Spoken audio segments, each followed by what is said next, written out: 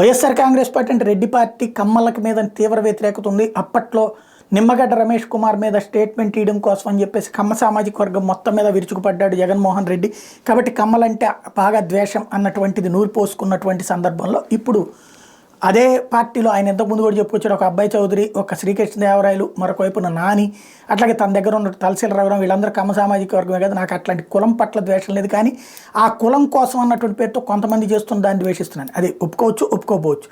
Same time Amaravati అన్నది కమ్మ కులం సామాజిక వర్గం ఎదుగుతుందని నేనే తొక్కుతున్నాడు అన్నటువంటి కసి కూడా ఉంది కమ్మ సామాజిక. అయితే మరి అట్లాంటి సందర్భంలోనే తాజాగా వచ్చినటువంటి కేసినేని నాని ఆ సామాజిక వర్గంలో చాలా కీలకమైనటువంటి స్థాయిలోనే ఇంతకాలం ఉన్నటువంటి వ్యక్తే కదా, అతను ఎలా వచ్చారు, అట్లాగే ఇప్పుడు రాయపాటి రావడానికి ఎందుకు ప్రిపేర్ అయ్యారు, కృష్ణా గుంటూరు జిల్లాలో వీళ్ళిద్దరిది ఫెమిలియర్ ఆయా సామాజిక వర్గంలో, ఎలా వచ్చారు వీళ్ళు, ఎందుకు వస్తున్నారు, వద్దామని రాయపాటి కూడా అనుకుంటున్నారు, ఇంకా వాళ్ళు సీట్ కన్ఫర్మ్ చేయలేదు, ఇస్తే వస్తారు.